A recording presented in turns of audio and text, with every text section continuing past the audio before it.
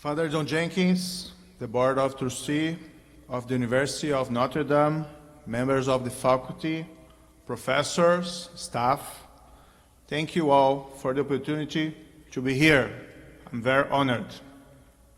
To begin, let me congratulate all of you, the newest graduates, the class of 2018. Graduation at the University of Notre Dame is a tremendous achievement. New challenges wait outside for you all, but this day is for joy and celebration. So, congratulations.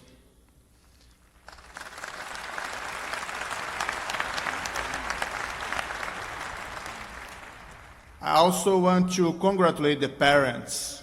It's not easy to raise sons and daughters, to try to teach them by words and example, to save for the cost of education, and to hope that everything will somehow work out.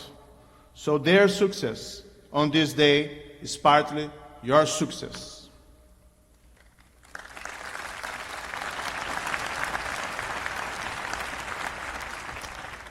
I'm a judge in Brazil, and you probably don't know, I'm also a father. My younger child, a boy, is still in school, but my older daughter is attending law school in Brazil. I'm proud just for her being there, and I can barely imagine how proud I'll be on her graduation day. Therefore, fathers and mothers and other relatives, I do have at least an idea about how deep your pride is at this moment. Congratulations.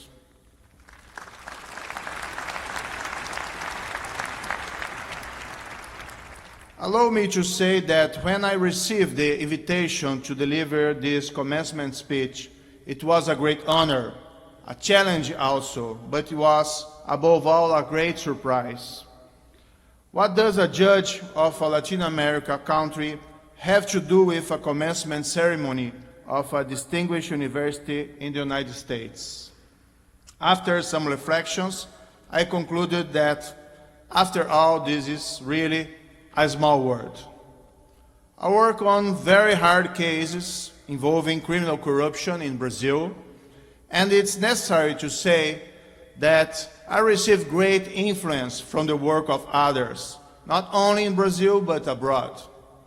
Let me cite, for example, the work of the famous Italian judge, Judge Giovanni Falcone.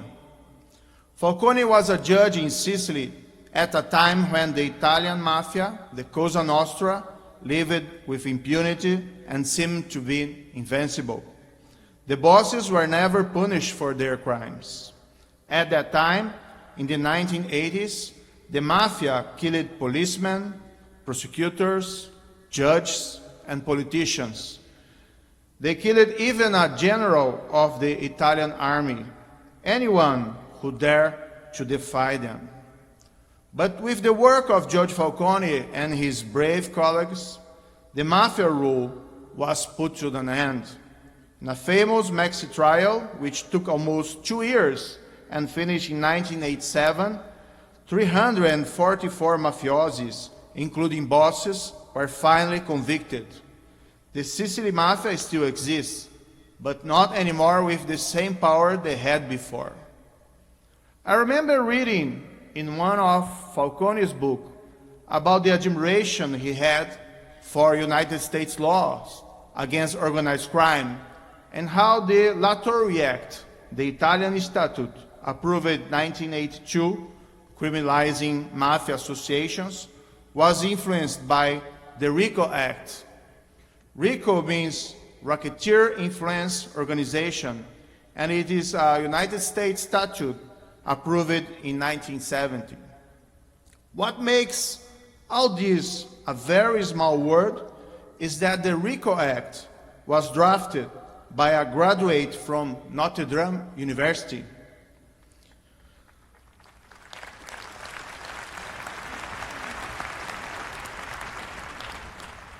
George Robert Blakey, graduate here in philosophy and afterward in law, finished his studies in 1960. He later served as a law professor at the University of Notre Dame. Despite his rich academic and public service achievements, his work as one of the main drafters of the RICO Act deserves special emphasis. This statute gave to law enforcement agents the necessary tool to effectively dismantle criminal organizations. It was used, for example, to dismantle the 5 mafia families of New York at the end of the last century. It influenced not only the Lottery Act, but also similar statutes all around the world. In my country, Blake's work influenced Brazilian Act number 12,850, approved in 2013, which defined criminal organizations and also gave to Brazil law enforcement agents the necessary investigative tools to focus on crimes committed by them, including wiretaps and plea agreements. It has a large impact on corruption cases in the Lava Jato operation, about which I will speak later. What does all this tell you? To me, it means that everything is connected in this small world. And you could have a reasonable expectation that what you do here in the United States, or more specifically at the University of Notre Dame, could have a positive impact abroad, all around the globe. This makes your responsibilities even bigger. Now allow me to say something about Brazil and my work there, because that's in part the reason for me being here. I think it's possible to extract some general lessons or suggestions for you from what's happening in Brazil. Brazil is the biggest country in Latin America, and it's the 8th largest economy of the world. It has a lot of points in common with the United States. After all, we are Americans in the New World, with all that represents. We got our independence in 1822. You got yours in 1776.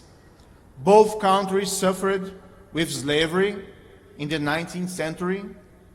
Both countries received millions of immigrants from all over the world.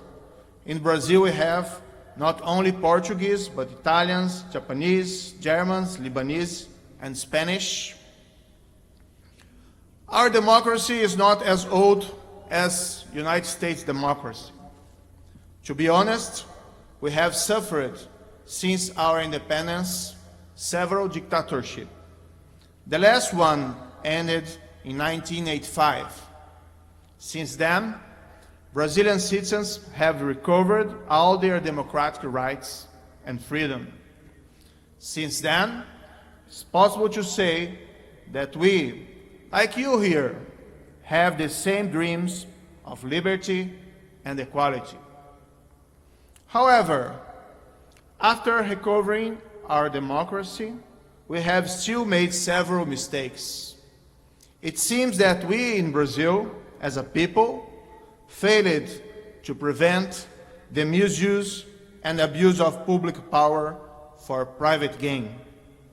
So corruption grew, and in time it became widespread, endemic, or even systemic. Anyway, since 2014, a giant investigation under my jurisdiction was started. It's about billions of dollars of bribes paid in public contracts to public officials and high-level politicians. The case is named Lava Jato Operation. In English, they call it car wash operation. It's not possible to describe here everything about the case or to explain exactly why it has such a strange name. But let me say that different from our past of impunity for grand corruption, this time several powerful criminals are being tried by due process and being held accountable. Nowadays, as a result of this investigation, more than 157 persons were convicted for bribery and money laundering. Among them, there are powerful businessmen and politicians like executives and CEOs of Brazilian biggest construction companies, executives of Petrobras, which is a Brazilian state-owned company, and high-level politicians like congressmen, a former governor, a former secretary of finance of the federal government, a former speaker of the House, and even a former president. It's interesting to note that it was also discovered that some bribes were also paid by Brazilian companies for public officials and politicians abroad. For example, in other Latin American countries. Some of these countries received the evidence and they are building their own cases. Because of that, some people say there is a kind of anti-corruption wave all over Latin America. And to be honest, this may be happening in many parts of the world. We all recently heard news about corruption charges and convictions against the former president of South Africa and the former president of South Korea. In Brazil, I'm just one of many people working on this investigation. Let's make clear, it's the product of an institutional action by judges, prosecutors, and police officers. This work has not been easy. Old acts of systemic corruption and impunity are hard to overcome. There are threats, menaces, risks, and attempts at defamation. Some criminals and their allies don't want to change the status quo of bribery and impunity, and there are many, and they are powerful. Despite that, the investigation, the prosecution, and the trials are in progress, and Brazilian people support them. Since 2015, millions of Brazilian citizens went to the street to protest against corruption and in support of the car wash probe. A poll in April this year showed that 84% of Brazilians want the probe to continue. Of course, the systemic corruption uncovered in Brazil is shameful. But there is another way to look at this picture. There is no shame in the enforcement of the law. As once said by United States former President Theodore Roosevelt, now I'm quoting, "The exposure and punishment of public corruption is an honor to a nation, not a disgrace."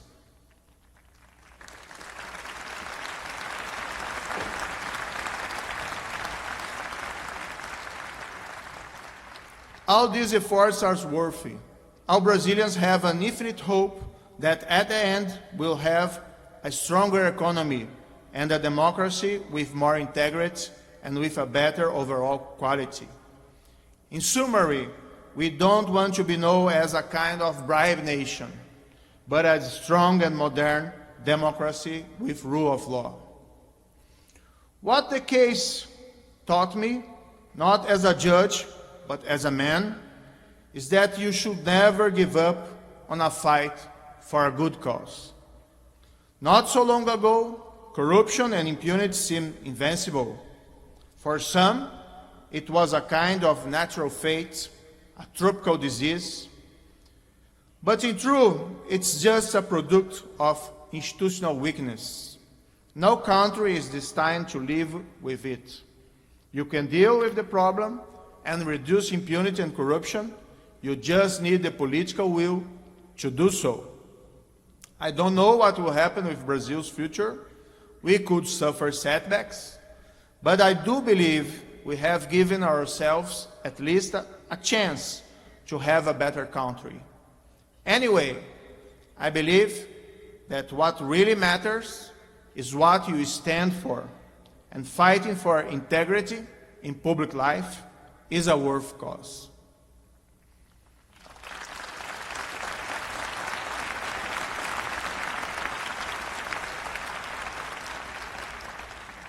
Coming to the last part of my speech, let me say again that you are in a day of joy and celebration. You are graduating for University of Notre Dame, this distinguished institution. You will start a new stage of your lives. You will be lawyers, judges, physicians, engineers, scientists, astronauts, professors, whatever your wishes and your talents are capable of. I really hope that you all be happy in your careers and also in your private lives.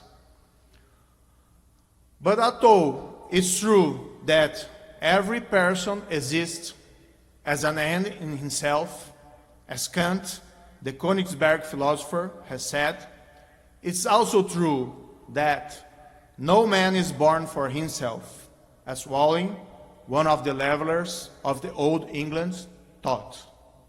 So, never forget to act with integrity and with virtue in your private and public life.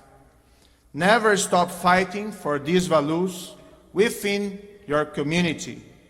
Never give up on demanding virtue and integrity from your government. Never forget the cornerstone of democratic nations, which is the rule of law.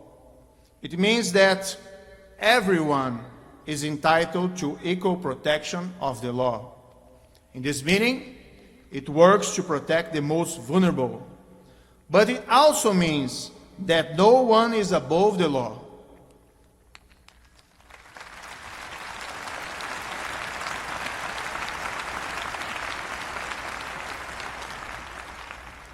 Thomas Fuller, also from England, once said, "Be you never so high, the law is above you." That's what makes democracies a government by law.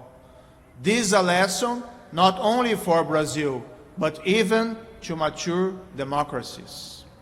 Democracy starts to fade when citizens turn their backs on public matters, and when citizens stop caring if their government works for the common good, or only for special interests.